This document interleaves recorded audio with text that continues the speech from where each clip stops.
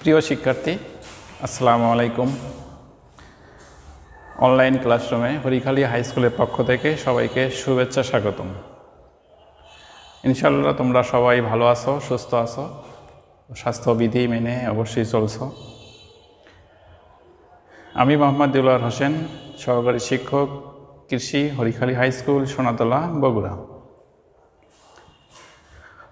আজ আমি তোমাদের সামনে উপস্থিত হয়েছি নবম শ্রেণীর বিজ্ঞান বিষয় রসায়ন অধ্যায়, সপ্তম অধ্যায় রাসায়নিক বিক্রিয়া নিয়ে কিছু আলোচনা করব। তোমরা সবাই রেডি তো? অবশ্যই প্রয়োজনীয় খাতা কলম সামনে রাখবে। অবশ্যই যেগুলো খুব প্রয়োজন সেগুলো নোট করে নেবে। তাহলে চলো সবাই আমরা ক্লাস শুরু করে দেই। আজকে বিষয় রাসায়নিক বিক্রিয়া বা কেমিক্যাল রিঅ্যাকশন। আমাদের আশেপাশে যত পদার্থ আছে এই পদার্থগুলো বিভিন্নভাবে তাপ, চাপ বা কোনো পদার্থের সংস্পর্শে কি হয়, পরিবর্তন হয়। তাহলে পরিবর্তন কিভাবে হয়? চাপ, তাপ বা অন্য কোনো যৌগের সংস্পর্শে আসলে কি হয়, পরিবর্তন হয়। তাহলে আমরা প্রথমে বলতে পারি পদার্থের পরিবর্তন দুইটি ভাবে হয়। কয়টি ভাবে? দুইটি। একটা হলো ভৌত পরিবর্তন,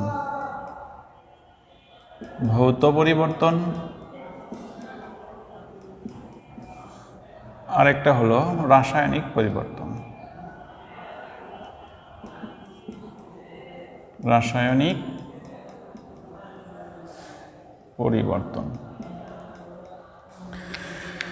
তাহলে ভৌত পরিবর্তনটা আসলে কি?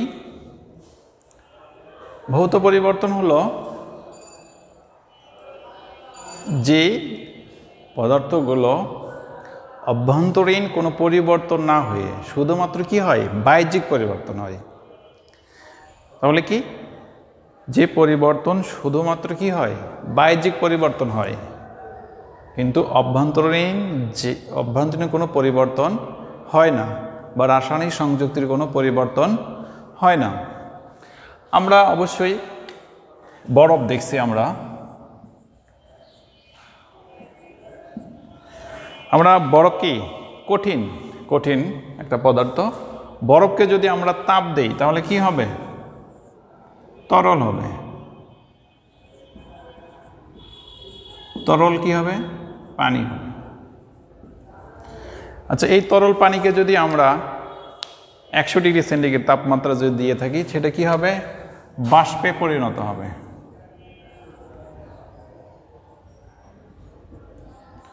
বাষ্প। তাহলে কঠিন যদি আমরা তাপ দেই সেটা কি হয়? তরল হয়। তরলকে যদি 100 ডিগ্রি সেন্টিগ্রেড তাপমাত্রা দেই তাহলে সেটা কি হয়? বাষ্পে পরিণত হয়। তার অর্থ কি দাঁড়ালো? যে বরফ, তরল পানি এবং বাষ্পের এদের রাসায়নিক সংকেত হলো, আমরা জানি H2O। তার মানে কি, বরফের মধ্যেও আছে কি হাইড্রোজেন, অক্সিজেন। তরল পানির মধ্যেও আছে কি হাইড্রোজেন এবং অক্সিজেন। বাষ্পের মধ্যেও আছে কি হাইড্রোজেন এবং অক্সিজেন। তার মানে তিনটি পদার্থেই কি আছে? হাইড্রোজেন এবং অক্সিজেন। কিন্তু এটা কি শুধুমাত্র বাহ্যিক পরিবর্তন হয়েছে। এটা ছিল কঠিন, এটা তরল, এটা হলো বাষ্প। তার মানে ভৌত পরিবর্তন তাহলে ভৌত পরিবর্তন হচ্ছে কি বাহ্যিক পরিবর্তন, কোনো প্রকার অভ্যন্তরীণ কোনো পরিবর্তন নয়। আমরা তো ক্লিয়ার? তার মানে ভৌত পরিবর্তন শুধুমাত্র কি হবে? বাহ্যিক পরিবর্তন হবে। যেমন বরফ থেকে তরল পানি থেকে বাষ্পে। তাহলে আমরা এটা মোটামুটিভাবে বুঝতে পারছি যে ভৌত পরিবর্তনটা আসলে কি। তাহলে আমরা এখন দেখি কি রাসায়নিক পরিবর্তন। তাহলে রাসায়নিক পরিবর্তনটা কি? রাসায়নিক পরিবর্তন হলো এক বা একাধিক মৌল বা যৌগ কি হবে? পরিবর্তন হয়ে, শুধু বাহ্যিক না অভ্যন্তরীণ কি হবে? পরিবর্তন হয়ে এক বা একাধিক বৈশিষ্ট্য সম্পূর্ণ কোনো মৌল বা যৌগে পরিণত হবে। তাহলে রাসায়নিক পরিবর্তন কি? যে পরিবর্তনের ফলে অভ্যন্তরীণ বৈশিষ্ট্য কি হবে? পরিবর্তন হবে। যেমন আমরা ধরি হাইড্রোজেন আর হলো অক্সিজেন, এই দুইটাই হলো কি গ্যাস। এটা বিক্রিয়া করে কি হয় আমরা জানি, পানি উৎপন্ন হয়। আমরা সমতা করে নেই। তার মানে হাইড্রোজেন ছিল গ্যাস, অক্সিজেনও ছিল কি গ্যাস। রাসায়নিক বিক্রিয়া করে কি হয়েছে? পানি উৎপন্ন হয়েছে। হাইড্রোজেনের বৈশিষ্ট্য অক্সিজেনের বৈশিষ্ট্য থেকে কি পানির বৈশিষ্ট্য টোটালি কি আলাদা। তার মানে রাসায়নিক পরিবর্তন হলো কি অভ্যন্তরীণ পরিবর্তন। শুধু তাই না, আমরা যদি দেখি লোহা যদি আমরা আর্দ্র অবস্থায় যদি ফেলে রাখি তাহলে কি হবে? লোহাকে যদি আমরা আর্দ্র অবস্থায় যদি ফেলে রাখি, কিছুদিন পর ওর উপরে কি হয়? লাল একটা আস্তরণ পড়ে, যেটাকে আমরা বলি কি মরিচা। তার মানে কি মরিচা একটা কি রাসায়নিক পরিবর্তন। আমরা দেখি, আমরা আয়রনকে যদি আর্দ্র অবস্থায় যদি রেখে দেই, সেটা অক্সিজেনের সাথে বিক্রিয়া করে উৎপন্ন করবে ফেরিক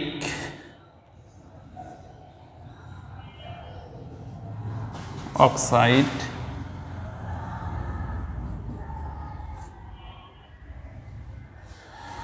ফেরিক অক্সাইড উৎপন্ন করবে, যেটাকে আমরা বলি কি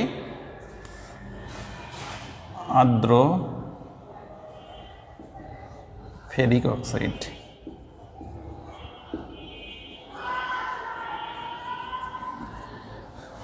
তার মানে কি এটাকে বলা হচ্ছে কি মরিচার সংকেত।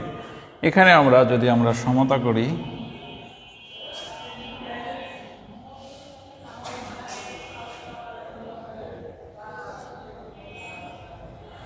আমরা এখানে সমতা করে নিলাম।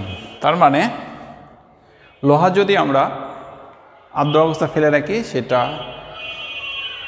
অক্সিজেনের সাথে বিক্রিয়া করে ফেরিক অক্সাইড এবং পানি উৎপন্ন করে, সেটা হলো কি এটা হলো মরিচার সংকেত। তাহলে এটা কি বলা হচ্ছে রাসায়নিক পরিবর্তন।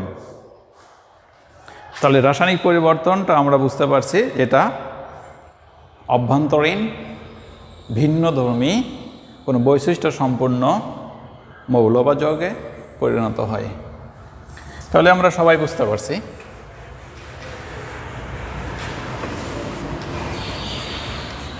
তাহলে এখন সবাই আমরা ভৌত পরিবর্তন এবং রাসায়নিক পরিবর্তনটা আমরা ব্যাখ্যা করতে পারবো ইনশাল্লাহ।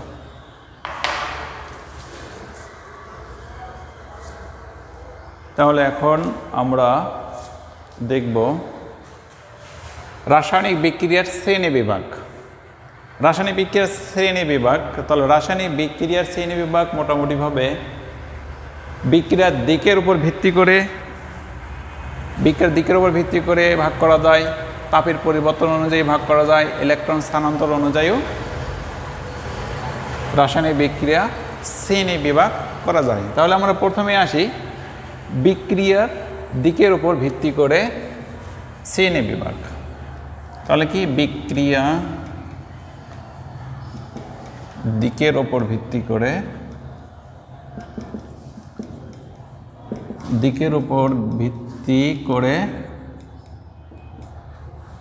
তাহলে বিক্রিয়ার দিকের উপর ভিত্তি করে আমরা শ্রেণী বিভাগ করব, যে কয়টা শ্রেণী পাওয়া যায়। আচ্ছা, আমরা প্রথমেই আমরা দেখে নিছি যে হাইড্রোজেন এবং অক্সিজেন বিক্রিয়া করে কি হয়? পানি তৈরি হয়। সুপ্রিয় শিক্ষার্থী, তোমরা অবশ্যই জানো রাসায়নিক বিক্রিয়ায় যে সকল মৌলবাদ যৌগ অংশগ্রহণ করে সেদেরকে বলা হয় বিক্রিয়ক, এবং বিক্রিয়ক থেকে যা উৎপন্ন হয় সেটাকে বলা হয় উৎপাদক। তাহলে এগুলোকে বলা হয় হলো কি বিক্রিয়ক। আর যা উৎপন্ন করবে কোনো যৌগ বা মৌল সেটাকে বলা হবে উৎপাদক। কি সবার মনে থাকবে?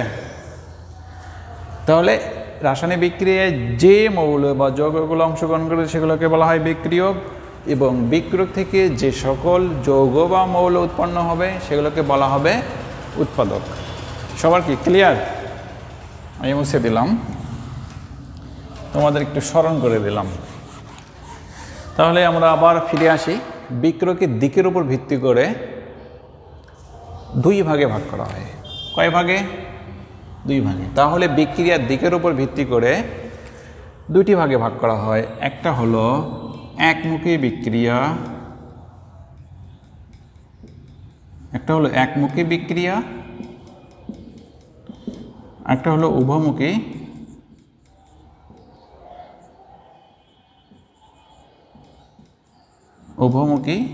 বিক্রিয়া।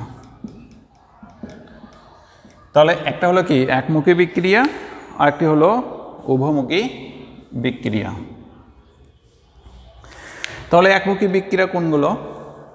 খুবই সোজা, খুবই ইজি। তাহলে একমুখী বিক্রিয়া হলো যে সকল পদার্থ বিক্রিয়ক থেকে উৎপাদকে পরিণত হবে। কিসে পরিণত হবে?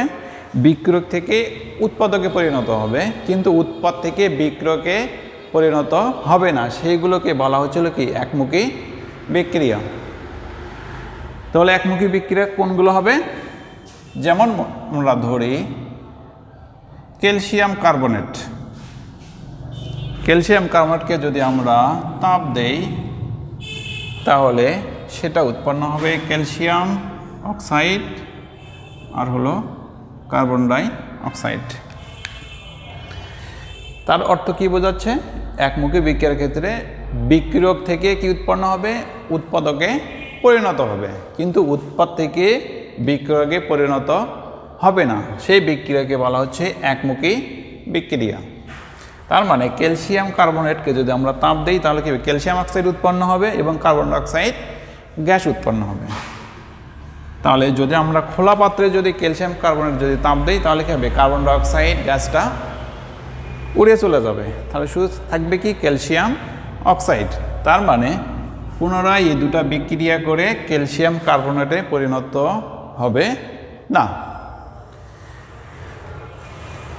তাহলে আমরা বলতে পারি যে সকল বিক্রিয়ক উৎপাদকে পরিণত হবে, কিন্তু উৎপাদক থেকে বিক্রিয়কে পরিণত হবে না, সেই সকল বিক্রিয়াকে বলা হচ্ছে একমুখী বিক্রিয়া। আমরা সবাই বুঝতে পারছি যে একমুখী বিক্রিয়াটি আসলে কি। তাহলে এখন আমরা আসি উভমুখী বিক্রিয়া। তাহলে উভমুখী বিক্রিয়া কি? রাসায়নিক বিক্রিয়ায় যে সকল বিক্রিয়ক উৎপাদকে পরিণত হবে এবং পুনরায় উৎপাদক থেকে বিক্রিয়কে ফিরে আসবে। তার মানে কি? তাহলে বিক্রিয়কগুলো কি হবে? উৎপাদকে পরিণত হবে, আবার উৎপাদক কি হবে? বিক্রিয়কে ফিরে আসবে। তার মানে কি বিক্রিয়ক থেকে উৎপাদকে যাবে এবং উৎপাদ থেকে বিক্রিয়কে ফিরে আসবে।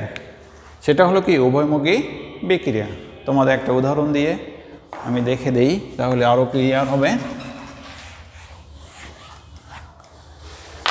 তাহলে উভয়মুখী বিক্রিয়া যেমন হাইড্রোজেন আর আয়োডিন যদি আমরা বিক্রিয়া করি তাহলে উৎপন্ন করবে হাইড্রোজেন আয়োডাইড। কি উৎপন্ন করবে? Hydrogen iodide. তাহলে হাইড্রোজেন এবং আয়োডিন বিক্রিয়া করে কি করবে? হাইড্রোজেন আয়োডাইডে পরিণত করবে। পুনরায় কি করবে? হাইড্রোজেন আয়োডাইড ভেঙে হাইড্রোজেন এবং আয়োডিনে পরিণত করবে। এই ধরনের বিক্রিয়াকে বলা হচ্ছে হলো উভমুখী বিক্রিয়া।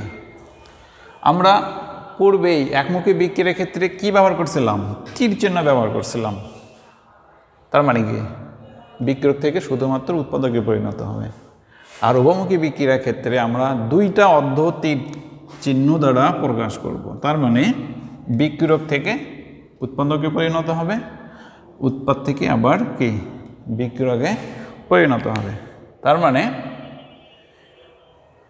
তাহলে দুইটা অর্ধতীর চিহ্ন দ্বারা আমরা উভয়মুখী বিক্রিয়া প্রকাশ করব। তাহলে এই চিহ্ন দ্বারা কি করব? এই চিহ্ন থাকলে আমরা বুঝতে পারবো যে এটা হলো উভয়মুখী বিক্রিয়া। ক্লিয়ার? তাহলে উভয়মুখী বিক্রিয়া অর্ধ দুইটা তীর চিহ্ন দ্বারা প্রকাশ করব। আর এই তীর চিহ্ন এই চিহ্নই আমরা বুঝতে পারবো যে এটা হলো উভয়মুখী বিক্রিয়া। আরেকটু মনে রাখো, উভয়মুখী বিক্রিয়া এখানে দুই ধরনের বিক্রিয়া হয়। একটা হলো সম্মুখ বিক্রিয়া আর একটা হলো পশ্চাৎ বিক্রিয়া। তাহলে উৎপাদ বিক্রিয়ক থেকে যখন উৎপাদকে পরিণত হবে তখন বলা হবে সম্মুখ বিক্রিয়া। বিক্রিয়ক থেকে যখন উৎপাদক থেকে যখন বিক্রিয়কে পরিণত হবে সেটাকে বলা হচ্ছে হলো পশ্চাৎমুখী বিক্রিয়া। তার মানে এই দিকে বিক্রিয়াকে বলা হচ্ছে কি সম্মুখ বিক্রিয়া। তাহলে এদিক বিক্রিয়াকে বলা হচ্ছে কি সম্মুখ বিক্রিয়া। আর উৎপাদ থেকে যখন বিক্রিয়কে পরিণত হবে সেই বিক্রিয়াকে বলা হচ্ছে হলো কি পশ্চাৎমুখী বিক্রিয়া। তাহলে এটা তো মোটামুটি আমার সবার জানা হয়ে গেল যে বিক্রিয়ার দিকের উপর ভিত্তি করে দুই ভাগে ভাগ করা হয়। এটি হলো একমুখী বিক্রিয়া আর একটা হলো উভয়মুখী বিক্রিয়া। একমুখী বিক্রিয়া কি হবে? বিক্রিয়ক থেকে উৎপাদক পরিণত হবে, কিন্তু উৎপাদক থেকে বিক্রিয়কে পরিণত হবে না, সেটা হলো একমুখী বিক্রিয়া। আর উভয়মুখী বিক্রিয়া হলো কি বিক্রিয়ক থেকে উৎপাদকে পরিণত হবে, উৎপাদক থেকে পুনরায় আবার বিক্রিয়কে পরিণত হবে, সেটা হলো উভয়মুখী বিক্রিয়া। আর একমুখী বিক্রিয়া কি চিহ্ন দ্বারা প্রকাশ করা হয়? তীর চিহ্ন দ্বারা। সমান চিহ্ন ব্যবহার না করে আমরা কি ব্যবহার করব? তীর চিহ্ন। আর উভয়মুখী ক্ষেত্রে দুইটা অর্ধ তীর চিহ্ন আমরা ব্যবহার করব।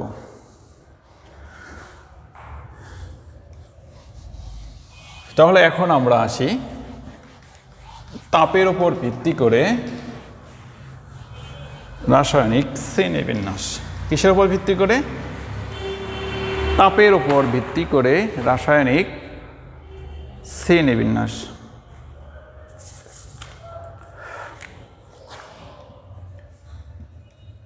তাপের উপর ভিত্তি করে রাসায়নিক তাপের উপর ভিত্তি করে রাসায়নিক বিক্রিয়া, রাসায়নিক বিক্রিয়ার শ্রেণীবিভাগ।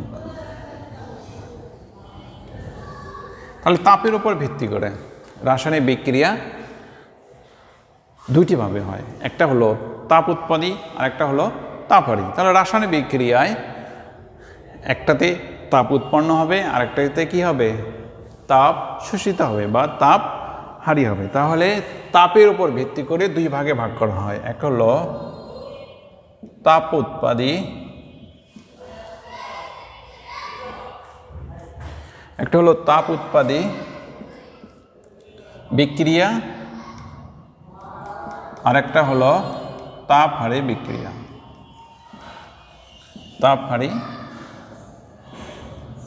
বিক্রিয়া।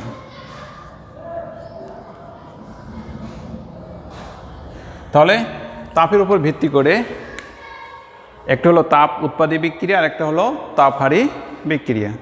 তাহলে তাপ উৎপাদী বিক্রিয়া কি? যে রাসায়নিক বিক্রিয়ায় তাপ উৎপন্ন হবে বা অবস্থান কি হবে? বিক্রিয়কের অবস্থান হবে গরম হবে। তাহলে তাপ উৎপাদী বিক্রিয়া, তাহলে তাপ উৎপাদী বিক্রিয়ায় কি হবে? বিক্রিয়ায় তাপ উৎপন্ন হবে বা বিক্রিয়কের অবস্থান কি হবে? গরম হবে। তাহলে সেটাকে আমরা বলতেছি তাপ উৎপাদী বিক্রিয়া। তাহলে তাপ উৎপাদী বিক্রিয়া, উদাহরণ দেখি, নাইট্রোজেন এবং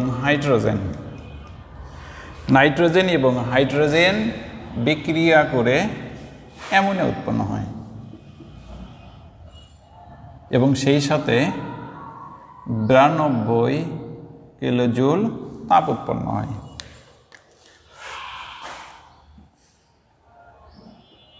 তবে এখানে কিছু শর্ত আছে। তাহলে বিক্রিয়াটি আমরা আবার দেখি। তাপ উৎপত্তি বিক্রিয়া হলো যে রাসায়নিক বিক্রিয়ায় কি হবে, তাপ উৎপন্ন হবে, তাকে বলা হয় তাপ উৎপত্তি বিক্রিয়া, বা বিক্রিয়কের অবস্থান কি হবে, গরম হবে। তার মানে কি, নাইট্রোজেন এবং হাইড্রোজেন বিক্রিয়া করে অ্যামোনিয়া উৎপন্ন হয়, সেই সাথে 92 কিলোজুল তাপ উৎপন্ন হয়। এখানে কিছু শর্ত আছে। এখানে শর্ত আয়রন থাকা লাগবে 200 থেকে 250 অ্যাটমসফিয়ার চাপ থাকবে, 450 ডিগ্রি সেলসিয়াস থেকে 550 ডিগ্রি সেলসিয়াস তাপমাত্রা থাকতে হবে। থাকলে কি হবে, নাইট্রোজেন এবং হাইড্রোজেন বিক্রিয়া করে অ্যামোনিয়া তৈরি হবে, সেই সাথে 92 কিলোজুল তাপ উৎপন্ন করবে। আরেকটু মনে রাখো, তাপের আমরা জানি বিক্রিয়ার তাপকে আমরা জানি, তাহলে বিক্রিয়ার তাপকে ডেল এইচ দ্বারা, কি দ্বারা, ডেল এইচ দ্বারা প্রকাশ করা হয়। তাহলে কি দ্বারা প্রকাশ করা হয়, ডেল এইচ দ্বারা প্রকাশ করা হয়। তাহলে তাপ উৎপাদী বিক্রিয়ার ক্ষেত্রে ডেল এইচ এর মান ঋণাত্মক হবে। কি হবে, তাপ উৎপাদী বিক্রিয়ার ক্ষেত্রে ডেল এইচ এর মান কি হবে, ঋণাত্মক হবে। সবাই মনে রাখো, বিক্রিয়ার তাপকে ডেল এইচ দ্বারা প্রকাশ করা হয়। তাপ উৎপাদী বিক্রিয়ার ক্ষেত্রে ডেল এইচ এর মান কি হবে, ঋণাত্মক হবে। তাহলে আমরা এই বিক্রিয়াটি লিখতে পারি এভাবে, নাইট্রোজেন কি হবে, অ্যামোনিয়া। তাহলে ডেল এইচ এর মান কি হবে, -92 কিলো জুল। কি সবার কি ক্লিয়ার?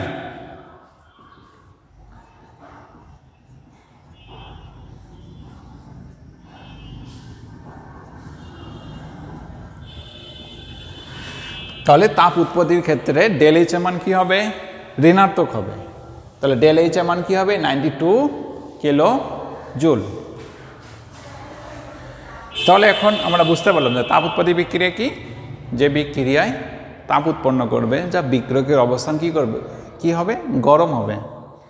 তাহলে উদাহরণ এটা আমরা দিতে পারি, নাইট্রোজেন এবং হাইড্রোজেন এই প্রণালীকে বলা হচ্ছে কি, হেবার বস প্রণালীর মাধ্যমে অ্যামোনিয়া উৎপন্ন হয়, সঙ্গে 92 কিলো জুল তাপ উৎপন্ন করে। তাহলে ডেল এইচ এর মান কি হবে, তাপ উৎপত্তির ক্ষেত্রে সবসময় হবে মাইনাস।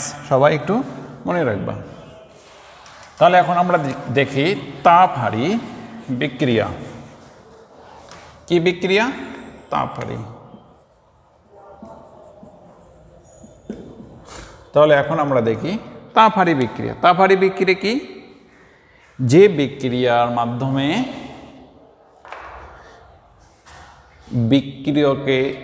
বিক্রিয়ার মাধ্যমে তাপ শোষিত হবে। তাহলে যে বিক্রিয়ার মাধ্যমে তাপ শোষিত হবে সেই বিক্রিয়াকে বলা হচ্ছে কি, তাপ হারি বিক্রিয়া। তাহলে যে বিক্রিয়ার মাধ্যমে তাপ কি হবে, শোষিত হবে, বা বিক্রিয়কের অবস্থান কি হবে, গরম না হয়ে কি হবে, ঠান্ডা হবে, সেই বিক্রিয়াকে বলা হচ্ছে কি, তাপ হারি বিক্রিয়া।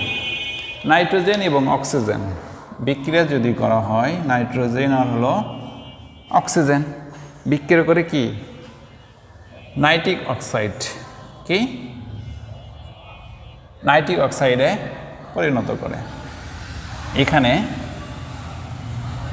180 কিলো জুল তাপ শক্তির প্রয়োজন হয়।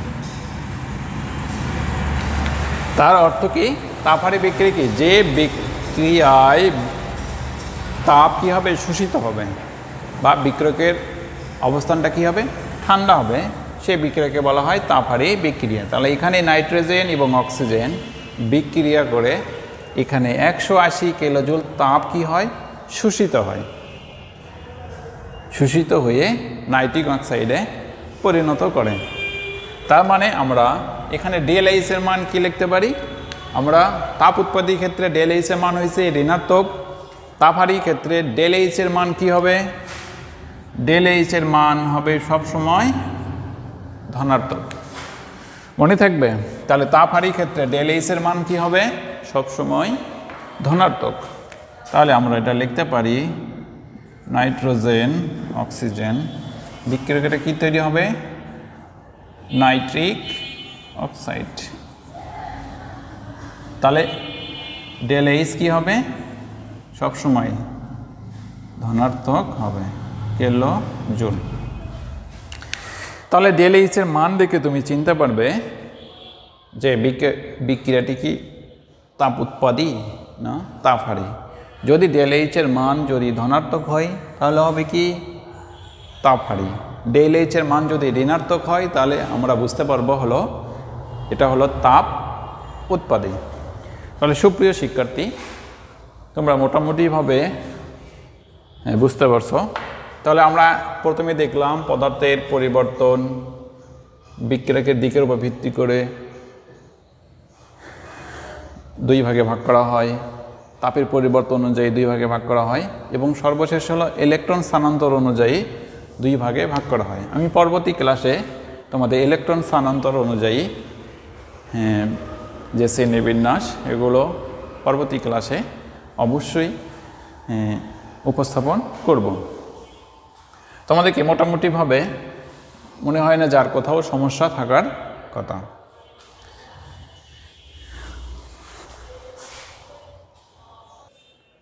সুপ্রিয় শিক্ষার্থী, তোমাদের বাড়ি কাজ হলো ভৌত ও রাসায়নিক পরিবর্তন ব্যাখ্যা করো। মরিচা কী ধরনের পরিবর্তন, উভয়মুখী বিক্রিয়া কিভাবে একমুখী করা সম্ভব ব্যাখ্যা করো। তোমরা অবশ্যই নিজ নিজ প্রতিষ্ঠানে এই বাড়ি কাজগুলো অবশ্যই উপস্থাপন করবে। সেই সাথে স্বাস্থ্যবিধি মেনে অবশ্যই চলাফেরা করবে, ঘরে থাকবে এবং সঠিকভাবে পড়াশোনা করবা, এটাই আমার কাম্য। সর্বশেষে আবারও আন্তরিকভাবে শুভেচ্ছা জানিয়ে হরিখালী হাই স্কুলের পক্ষ থেকে বিদায় নিচ্ছি। আসসালামু আলাইকুম।